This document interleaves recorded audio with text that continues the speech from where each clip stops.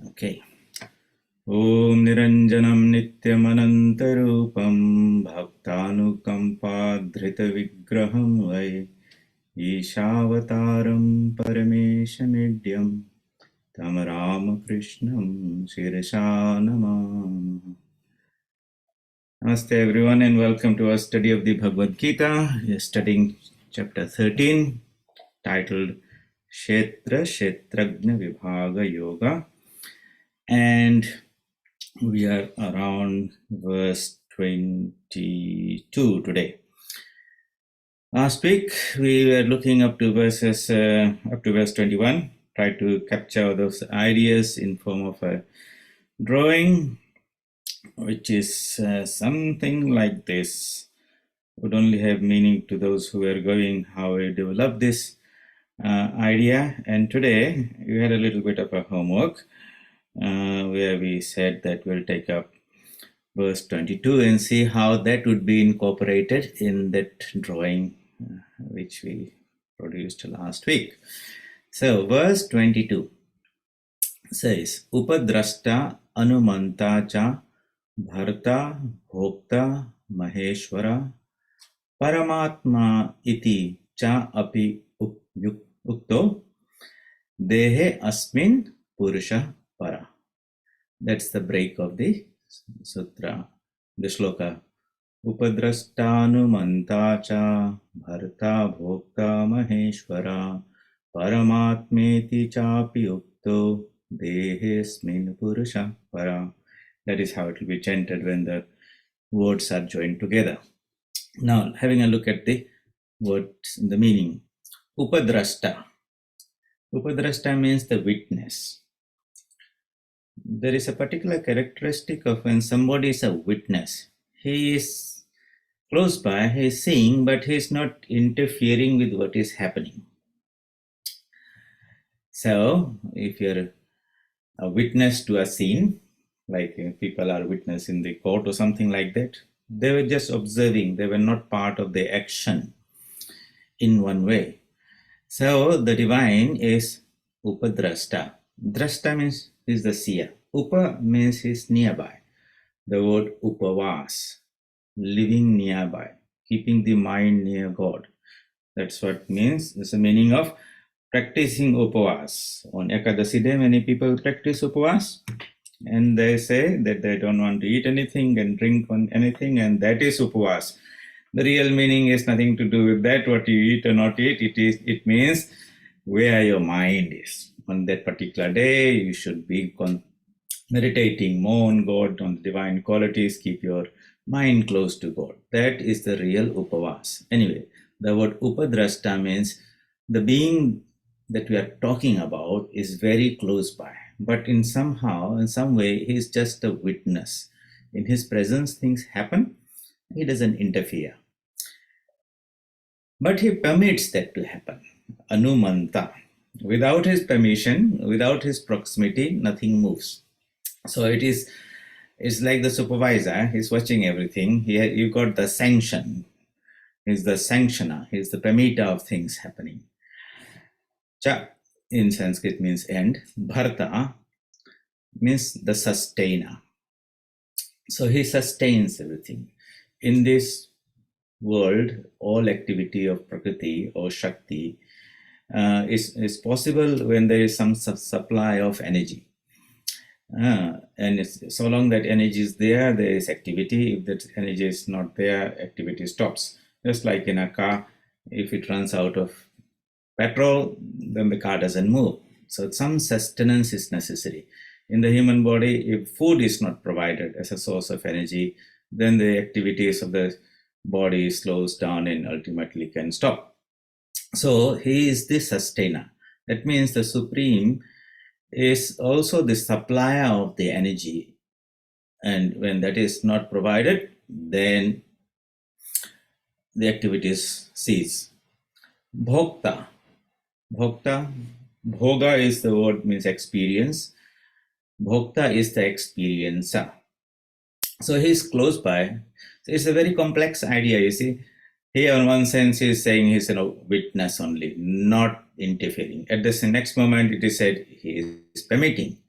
he gets a little bit more involved. Actually, he's providing the energy and the means by which, and he is also experiencing it. It is like somebody watching a football match. You're a spectator, the players are playing, or a boxing match. You're not actually in the ring fighting, but you are a witness, but you are enjoying the boxing match or the football match. So in that way, it's a detached experiencer. There's another type of experience, like somebody says, I want to get in the football field and play. That's a different type of experience. The experience of the witness is a detached type of experiencer. And he is the Maha Ishvara. Maha means great, Ishvara is the Lord. In the Vedanta philosophy, the supreme entity, which is the Brahman, is devoid of any action. He is simply pure consciousness, abides in itself.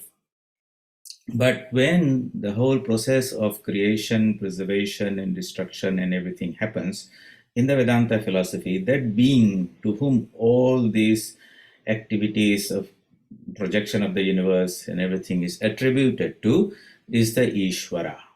And so he is the supreme Ishvara, Maheshwara. And it is also spoken of as the Param Atma, the transcendental self. So there are two types of self. One is the immanent self, the one that is identified in the body, makes everything happen. And then this, what is called Jivatma.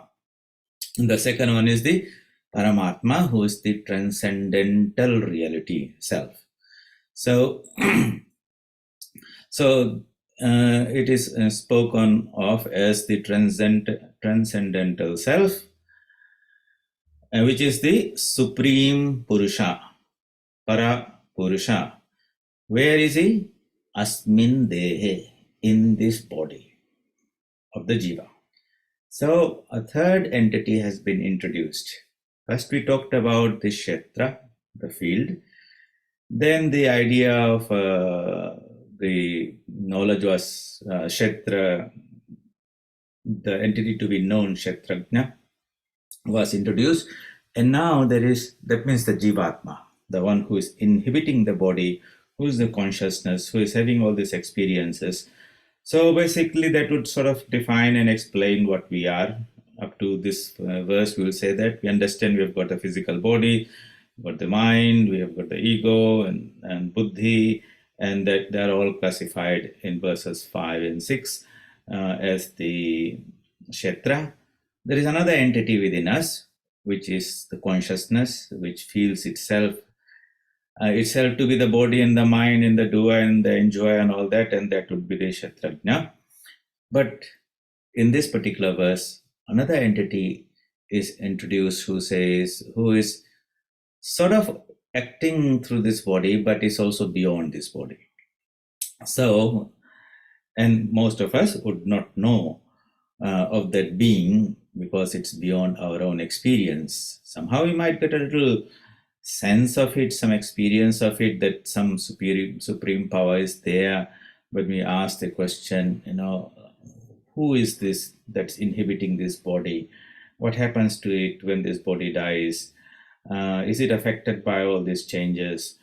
And who am I really? If I'm not the body and the mind and all that, then when you begin to ask those type of questions, then you want to have access to some higher being, and what connects everything to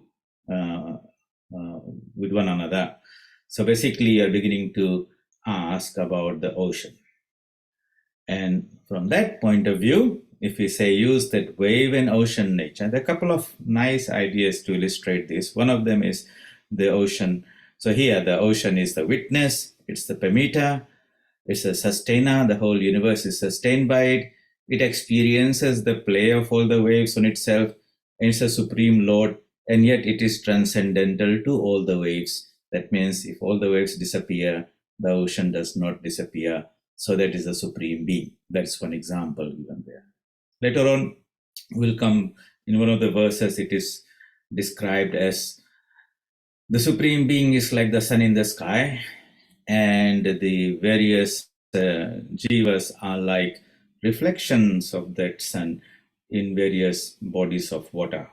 It could be a wave or a pond or a pot of water. Wherever you have some water, you see a reflection. But the sun in the sky is not affected by anything that happens to any of those reflections. Yet, none of the reflections can exist without the sun in the sky, but not vice versa. None of the reflections can exist without the sun in the sky, and the sun in the sky can exist even if there are no reflections. There's a connection, there's some similarity between the reflection and the sun. Between the two, the sun in the sky is the reality, that's a transcendental self. The others can come and go. It doesn't make any difference to the actual reality, the supreme self in this, as represented by the this real sun in the sky. So upadrashtanumanta cha bharata bhokta maheshwara paramatmeti chapi ukto dehesmin purusha para. Let's go roll back to our little drawing and say, okay, how would we represent that idea here? So some people were very seriously thinking and meditating on it, I think, over the last week. And now we can put your mics on and let's hear some ideas.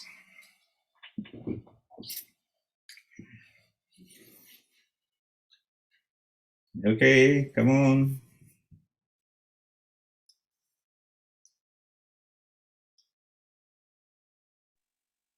Swamiji, Yes. can you hear me? Yeah. So we have got the enjoyership and we have got the doership. The doership is the kshetra, and the enjoyership is the kshetrajna, isn't it? Anyone want to comment on that understanding? Is that you agree with that? The doership is with the kshetra and the enjoyership is the kshetrajna.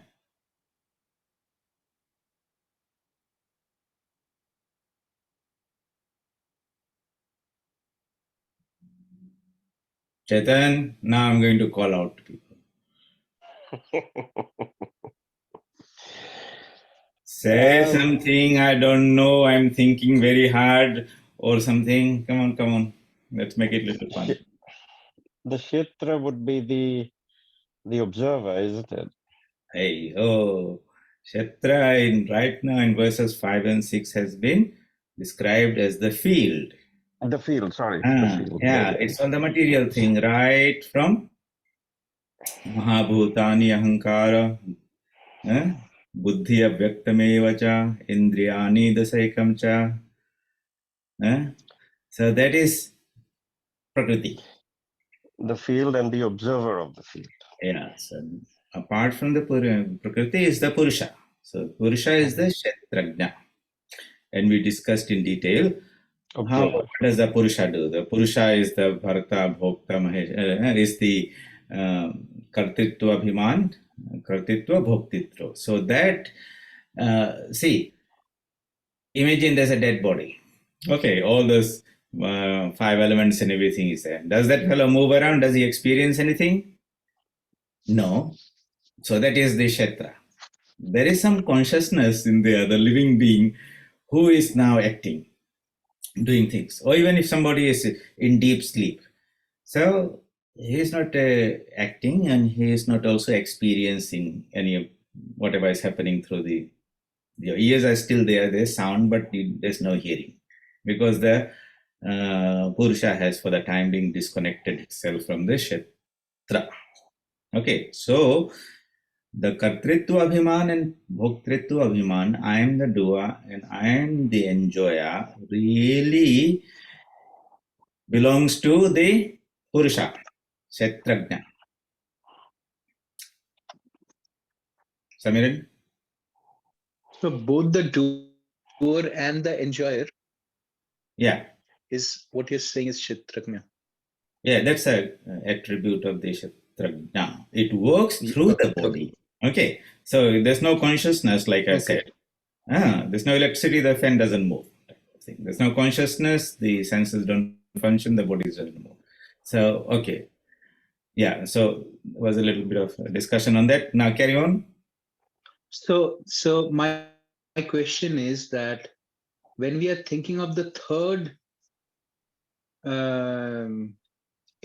entity or the third being, Mm-hmm. and that's the transcendental being, Mm-hmm. where I'm confused is the Purusha itself is the transcendental being in us, isn't it? The being which does the enjoyership and the doership is itself the transcendental being, isn't it? Okay, let me put another example, maybe this one. So this is from the Gospel of Sri Ramakrishna. He explains it in a little bit where he says, look, there's a sun in the sky, all right? Okay, so let's put one sun in the sky. It's shedding light in all directions. And on the ground, there is a pot, bowl, in which there is some water, okay? So he says that, look, and the sunlight is falling from the sky onto that. So, and if somebody is looking at this particular some more colors, okay, like this, somebody looking through there, okay, this looks like ice, I suppose, yeah, looking that way. So he sees a little bit of reflection of the sun. In this drawing, the descriptions are this physical pot is the body. The water inside there is the mind plus buddhi. This reflection is the I sense.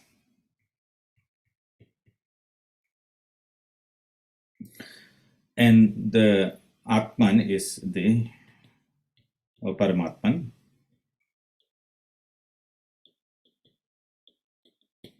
Is in this. So, suppose somebody shakes the pot a little bit. And then what do you see? The reflection is shaking, moving around a little bit. That is the experience that the Ch13 has, because it has become identified with the Prakriti, the Kshetra. Actually, the change is happening due to not the sun in the sky shaking. Okay, it is happening because this change is happening in the body-mind complex. So you might say there might be a little wave of happiness, and the I sense says, I'm happy. There's another wave comes down, and it says, I'm not happy. Actually, I know, I don't know, all those changes are happening actually in Kshetra.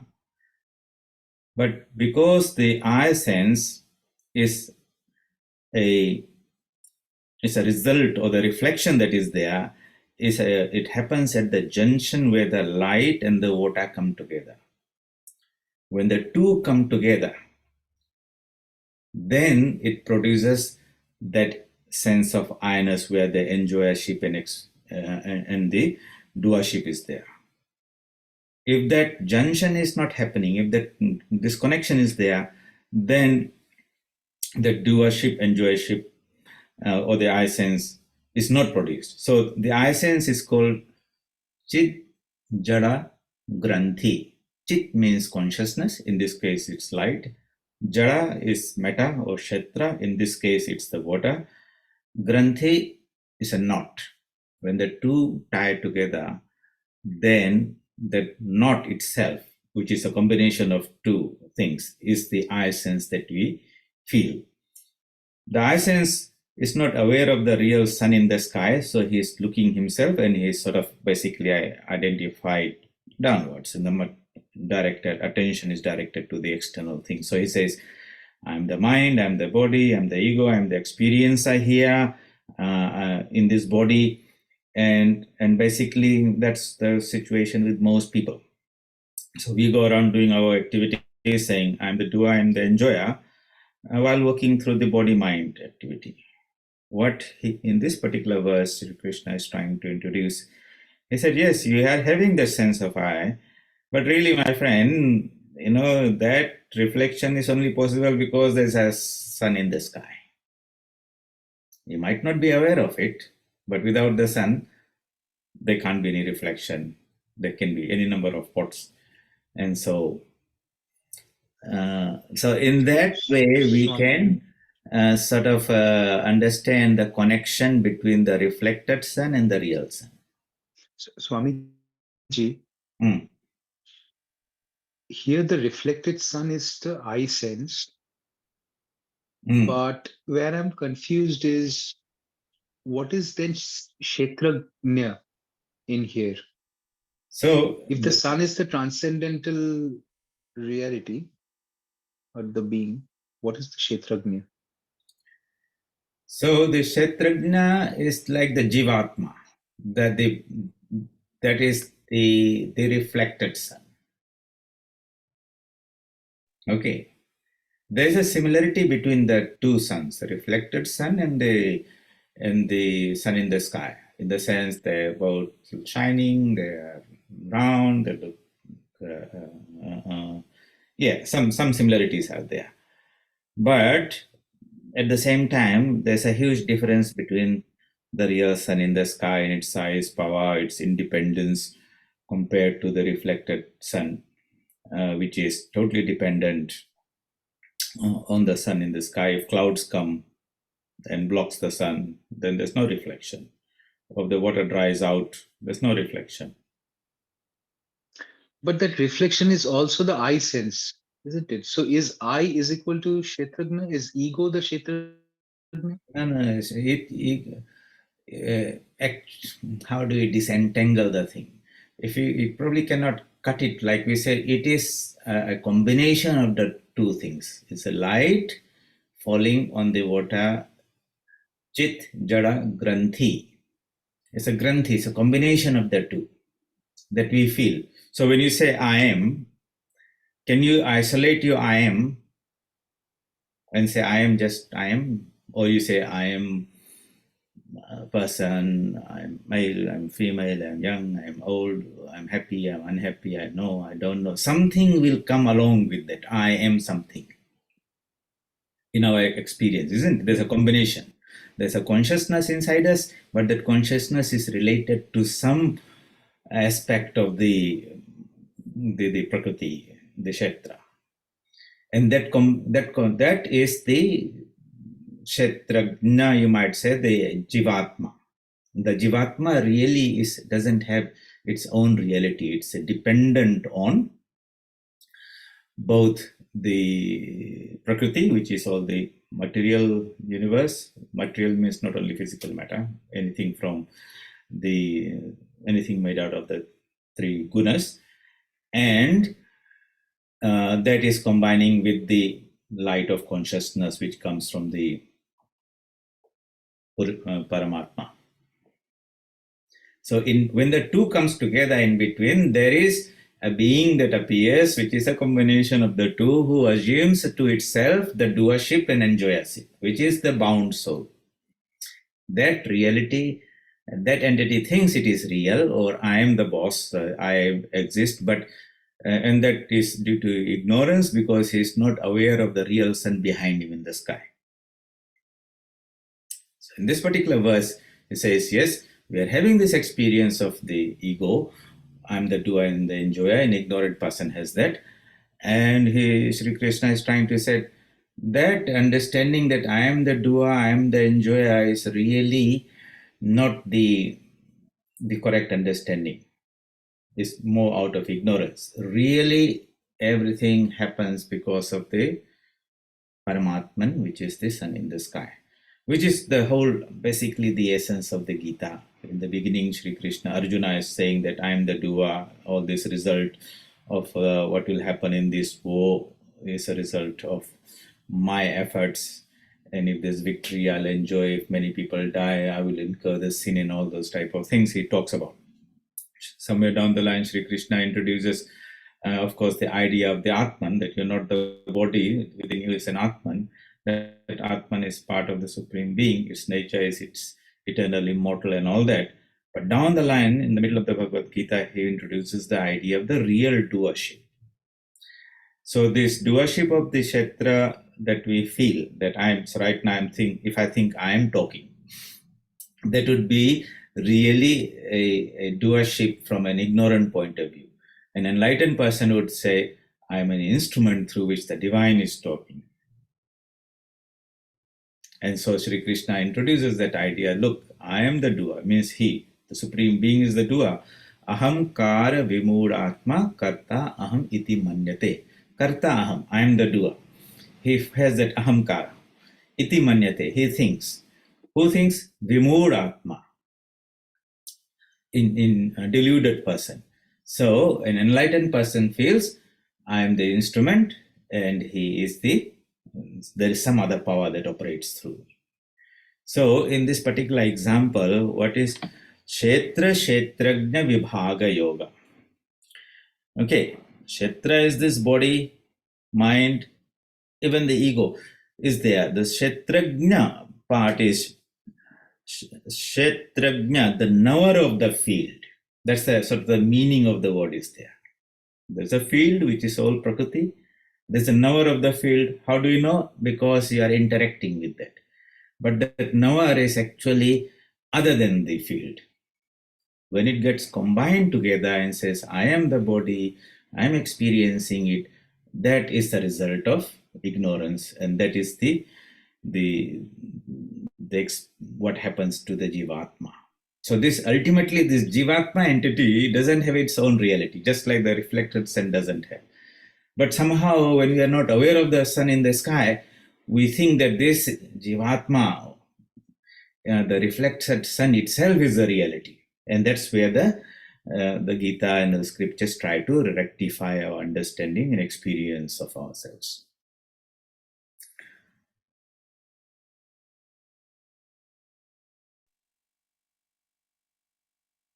Does it make little sense? Yes. I just had a follow-up question. Can the Kshetrajna be known without the Kshetra? Can the So I can, Kshetrajna be known? Kshetrajna without the means, Kshetra, so Kshetrajna means the knower of the field. If there's no field, well, then how will you see? but I can experience the fact that I can experience, right? So I know Experience that what? I'm living. No. So you're experiencing what? I'm experiencing my life, Huh. my livingness. That That livingness. livingness in me, I can experience my livingness. What does it But livingness if mean? that it's very hard to say what does livingness mean. It's like, Alive. the I fact think that I'm, alive. I think that's what he means. Alive. the But aren't aliveness, you yes. talking about the aliveness of the body? Suppose you take the body and things out. How can you have livingness? And that's the thing that how it's very difficult to explain. But Yeah. the very fact that I am present, and I was present when I was a kid. I was present when I was any experience that I've had, which is in my memory, was Uh, because of the fact that I could experience that. So something was experiencing that. And if I go to my childhood, I was still that same thing, and I'm still the same thing. My body has aged, yeah, and I so that could is your still eye feel that. sense. Yes, the eye Yeah, sense is continuing. That means the sun in the sky is not changing, but here the water is changing. All right. All right. yes, Okay. And yes. so if you took photos of the reflection, is it the same real eye? Can you really say that the eye in your childhood and the eye in this age is same? In one sense, you can say. But another way says, Yeah, hey, when I was a child, I was a different person.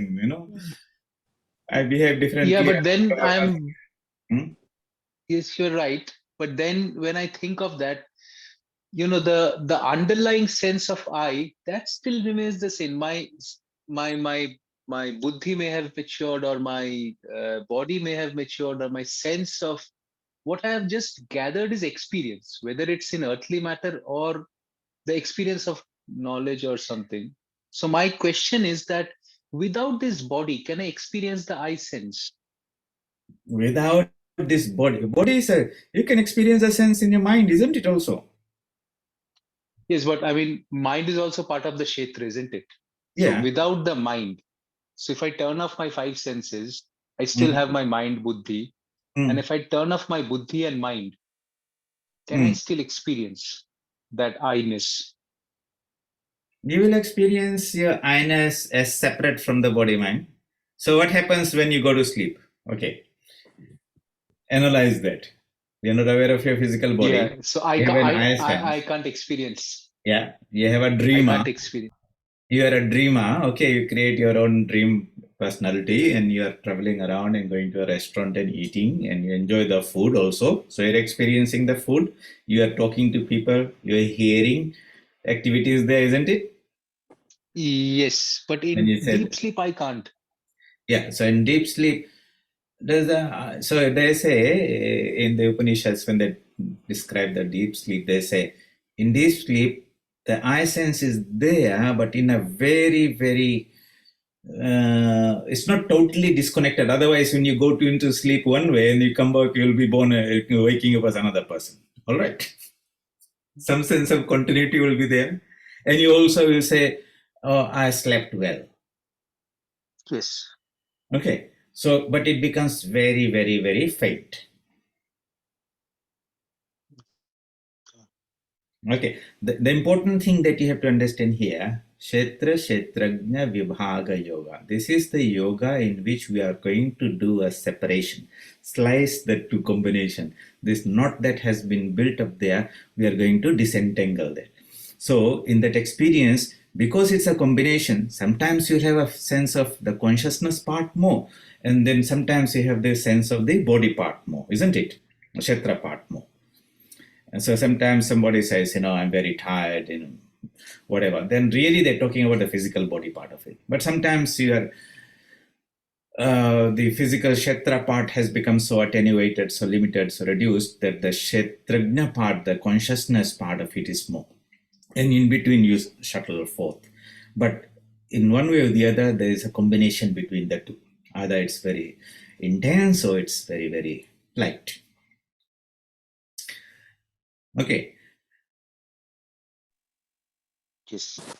Okay, so what is introduced here is that's fine. Most people's experience is shaping this way or the other. Somebody person thinks he's like a eat, drink, make merry. This is the the purpose of all life. Another person says he lives in the mind. He's a philosopher. He's a thinker. He's a scientist. He's, most of the time he's totally identified with his mental activity. Another person is totally maybe more detached from it. Yet they are all embodied beings, Jivatma. So here, Sri Krishna's attempt is to introduce the real source, the real sun in the sky, the real being, Param Atma, as different from the Jivatma. I mean, who is the real enjoyer in this? That's the thing I can't figure out. Yeah, so the real enjoyer is the Paramatma, isn't it? And the apparent enjoyer is the Jivatma. The Gita seems to be saying that you are that I or Atman is enjoying.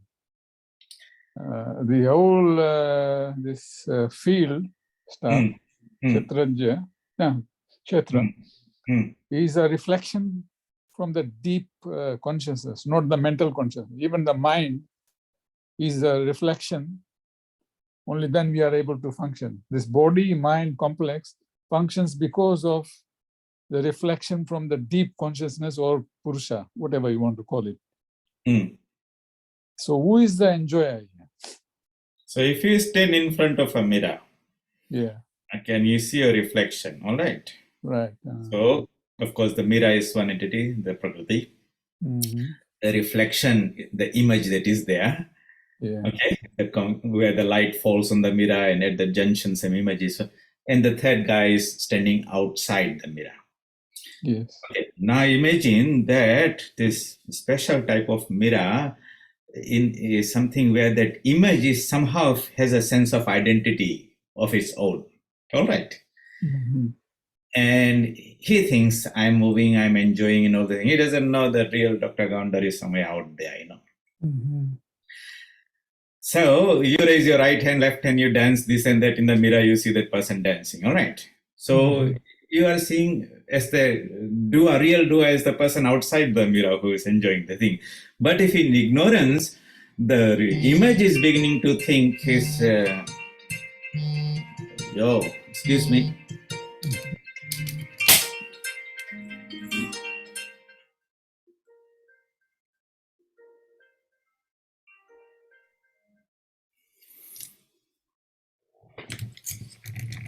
Yeah. So if the image begins to fancy that it is enjoying dog, Mhm. because it's not simply this is a special mirror that where it imparts some consciousness to the image itself, that would be the condition of the jivatma. We are like that. We are, God made man in his own image, but he made it in such a way that the image is not simply a picture. It has got some life of its own type of thing, and it thinks it's a conscious being, and it's doing and enjoying. But really, the guy outside the mirror, he is doing the thing. And what is he doing?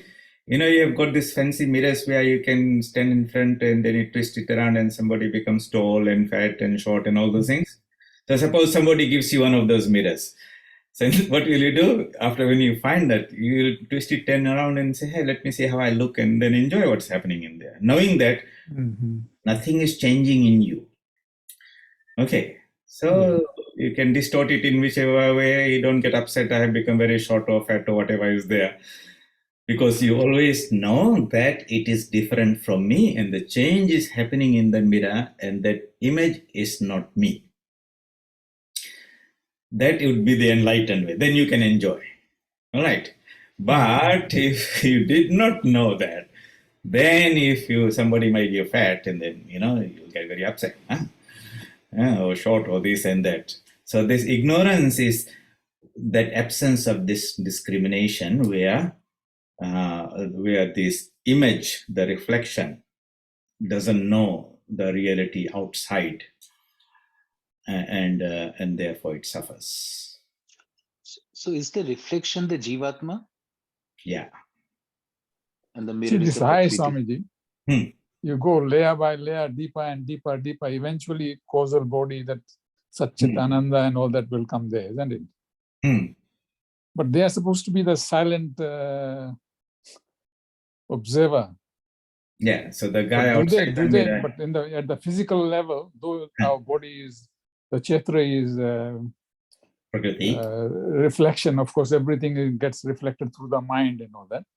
Mind-body complex. So the mind-body complex is enjoying the food taste and all that, or good things or bad things. And this eye is, of course, as you go deeper and deeper, then you realize this eye is different from all the Changes. five senses and mind and all that, no? Yeah. That stands out. Eventually, that leads to that Atman, no?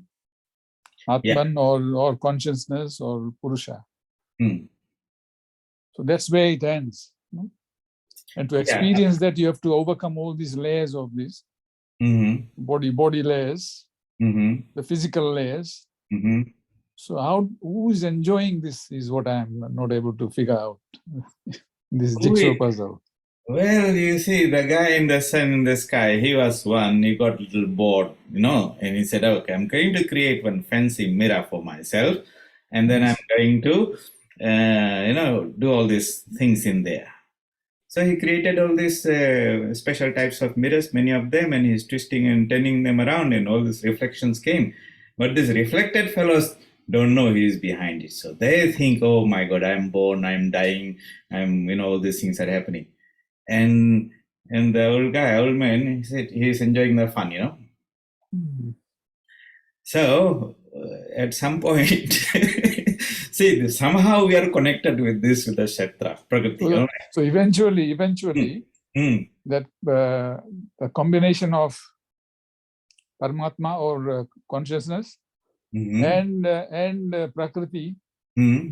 that joining or coming together Mhm. produces the world, Yeah. isn't it? Yeah, yeah, Right? yeah. That happens.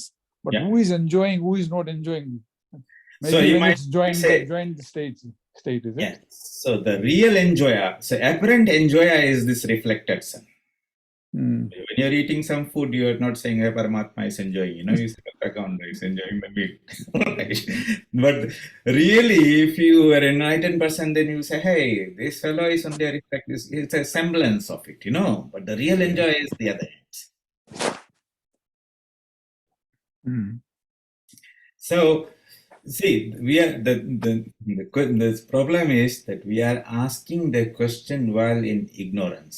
So all Yes. our questions are in that ignorance, and we take this ignorance to be true, and then you're trying to find some explanation for it. So the real explanation will come when we are in that enlightened state, and then everything is revealed. Until now, we are just sort of wading ourselves through this, finding our way out Hmm. with the help of the scriptures. Anyway, an idea is introduced that there is some Paramatma. He is the real enjoyer. That has really upset many of us, because we thought all the time we were the enjoyer. Where did this guy come from? He's claiming all the credit or whatever, ownership, doership, and everything. Yet I can't see him. And where is he? I had a question. Because in sort of classic Advaita Vedanta, it says that, pure consciousness is untainted and untouched by anything, but the Jiva Atma just arises within it and acts. And so if the ultimate doership is attributed to pure consciousness, how do you reconcile that with the doctrine of karma? So, see, there are many philosophies. There's a dualistic philosophy where we say the two entities, Purusha and Prakriti, are eternal. Then there is qualified Advaita, where we say these three entities, God, nature, and the Jiva, are three separate entities and they are eternal. And there is then pure Advaita, which says there is only one entity and not two. So the examples that are sometimes given are there to illustrate different schools of thought. And if you mix them up, then it will not make sense. So when we try to understand, apply any of those teachings, then we'll have to know from what perspective we are looking at it. So within this context, then how do you explain that if the doership, because the principle of this doership, I really don't really understand it, because if in the one sense, the ultimate reality lends consciousness for the body-mind complex or the antakaran kind of arises within that, then how does and without it, obviously, the antakaran can't exist. I mean, the reflected consciousness is the Jivatma. Then how, it still struggle with the ultimate doership. Is there some free will for this reflected consciousness, even though consciousness enables the reflected consciousness and all activity within it? Because without the ultimate consciousness, or pure existence consciousness, Satchitananda, or the ultimate reality, you wouldn't have that reflected consciousness. So in the ultimate sense, where does the doership reside? And I think that's what these other questions are kind of saying. Who's enjoying it? I mean, we've got all of this going on, and people are striving and suffering and all of that. And like you said, he ultimately sees these people are born and they're dying, and the reflection and the images are playing out. But then it's hard to understand. Then how do you reconcile that with karma? So let us say, maybe make a distinction. Who is the real enjoyer and who is the apparent enjoyer? Who is the real doer and who is the apparent doer? Okay. So in our everyday experience, we have an apparent doer and enjoyership, which we attribute towards to the entity who is inhibiting this body mind. What the scriptures say, what Sri Krishna is trying to say, that is only the apparent enjoyer, that is not the real enjoyer. The real enjoyer is the Supreme, Paramatma. And if you want to say doership, so we have a sense of free will, we make a decision, we do things, but do we really have a free will from the ultimate truth? The answer is no. In the Gospel of Sri Ramakrishna, somebody asks him, do we have a free will? And he says, no. Apparently you have, but really free will is a misnomer. It is experienced in a state of ignorance. And because we are in here, we haven't had that higher experience, therefore we are having difficulty to reconcile it. So when Sri Ramakrishna says, I am a machine and the divine is the operator, in that he's trying to express that or attribute the real free will to the operator, not to the person. And they say, I'm just an instrument. Even that ego that is there is also an instrument in the hands of the divine. So what would happen to the cause and effect of birth and death and consequences for one's action when ultimately that person didn't do anything? Then why is the jiva having to kind of go through that? So somebody went and asked the same question to Sri Ramakrishna in the Gospel. He said this, complaining, why is there so much suffering in this world? There's war, disease, and all those type of things, suffering everywhere. Why is there suffering? So Sri Ramakrishna could have answered the answer, as you sow, so you shall reap, as your karma, and all those type of things, having a causal relation, explanation of cause and effect, birth, and all those things. But he did not give that explanation. He took that explanation to another level. And he said that, look, it's all a play of the divine. All right. So that's no explanation, actually. It is raising the understanding to one level up.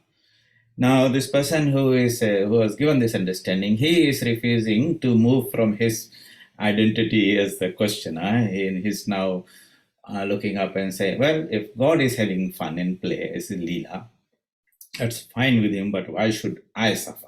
Why should we suffer? All right. And so Ramakrishna then does not try to explain and justify and be the lawyer for the God and saying, justifying. He says, he asks the question, but who are you? It's all he.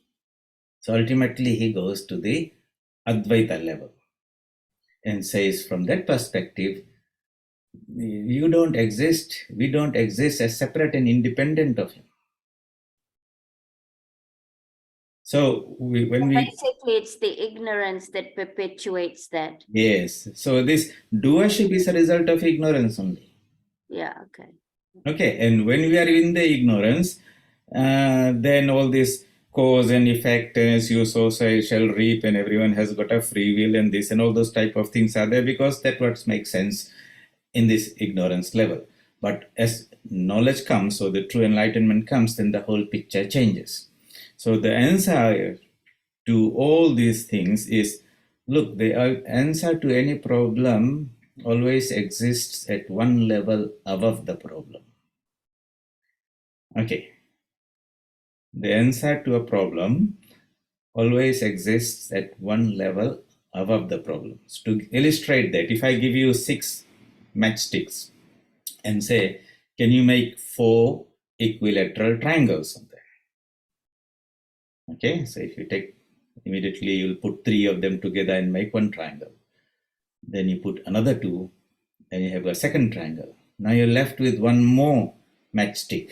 You've got only 2 triangles. And no matter how long you try, whether 1 day or 1 century, you'll never get 6 equilateral triangles on a flat surface. So the moment you say, hey, it's impossible on a 2-dimensional surface, shall I change my frame of reference? The moment you move to a 3-dimensional framework, then you get a triangular trapezium, or what you call pyramid, and your 4 triangles appear. So the ends are the 4 triangles don't exist on the 2 dimension, but it exists in the 3 dimension. And from this, what I'm trying to get across is some questions will not have an answer at the 2-dimensional level. You must be ready to transition to the 3rd level, and then you find that the answer will pop up. So when the question was asked to Sri Ramakrishna, why is there so much suffering? He did not give the answer to that from a 2-dimensional level. He brought a 3rd dimension, saying there's a divine being and he is playing. This is all his Leela. It's not a real thing. It's like a play, drama, divine, whichever we want to say. So he moved to the 3rd dimension. When he was questioned to the 3rd dimension, okay, because this guy is sticking to his 2-dimensional suffering, why should I? That means I still consider myself different from the divine being. He can play. Why should I suffer? Then the answer is not given from the 3rd dimension. It goes to one more dimension where everything merges into that one. And he says, but who are you really? It is all he. That I suffer from that ignorance I'm separate from is my problem, and that's the cause of my suffering. But in the highest reality, highest truth, from the other perspective, is different. So one important thing that comes in all these discussions is there is something called a point of perspective, point of view. And you will find that when you read the Bhagavad Gita, there are certain teachings given from the ordinary man's perception of the world. We are comfortable with those things. And then Sri Krishna will now then introduce another dimension, another perspective. And then ultimately he gives the highest perspective. And when we mix those 2 perspectives, then it becomes incoherent. It's like, we've got different planes. If you watch my hand, if they're on the same plane, it engages and we say that's very good. But the second explanation, if it comes at our level, then you say this is not making sense. So unless this goes up to that level, then we say now it makes sense. Basically, we have to raise our understanding to this level, and then it will make sense. Then he gives another level. Again, we have to raise ourselves to that level. So there is hierarchy in different levels of understanding. And sometimes you will have to pause when we come to this type of verses where it's not making sense. So you have to ask the question, what is my perspective and what is the perspective of Sri Krishna when he's talking about this?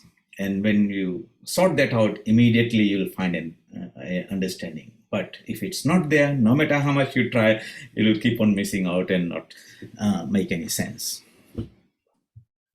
Swamiji, one out-of-the-box question.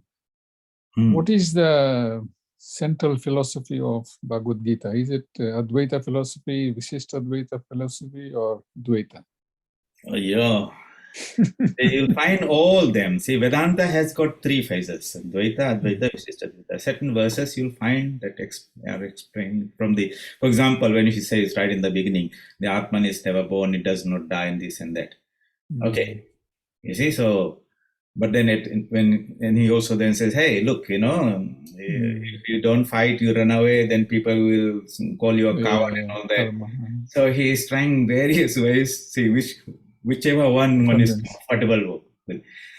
The thing is, when we study all this, each one is in their own level of spiritual growth, just like a student in a school, in a particular classroom. So he says, what mathematics textbook should I use? Well, depends on which classroom you are. So we read the Bhagavad Gita and then say, those verses apply to me and I like that and I can put that into practice, and that's the one for that person. Another person who can take it at a different level, and that's how they will apply. The teachings are there. It's just not that everything has to be applied by everyone. We take a few of that, and say what benefits us to move forward. Okay. But when we study, then all these are there. Okay, some of them will make sense. We are all right. Some will say, oh my God, I can't make any head and tail out of this. Then you say, this is not for me right now. Maybe I'll come back to this later. But I should not say it's wrong because I can't understand it. Yeah, of course. And later on, if you persist on it, then it will begin to flash in your mind. Say, I get that maybe now. But the whole thing is, I think in the next verse, when Sri Krishna talks about the means to realize this, maybe we should look at that. Oh, it's 9 o'clock. Yeah. Okay. Homework. Right. So what's the point of all this? Ya evam vyakti purusham prakriti chagune saha sarvatha vartamanopi nasa bhuyo abhijayate. So some results are, why should we study this anyway? It says, he who knows the self, purusha, prakriti, nature, along with the gunas, along with the modifications that are happening. Such a person, that means he has been able to separate these things. All this mix-up was there. He said, oh, these are the qualities of the Purusha, this is the quality of the Prakriti, and these changes that are happening, this body-mind complex, everything. He said, I can see them separated, vibhaga. Then the result is, and this is the incentive, sarvatha vartamanopi. Sarvatha means in whatever way, vartamanopi, a person may live. Nasa bhuyo, bhuya means again, abhijayate, he is not born again.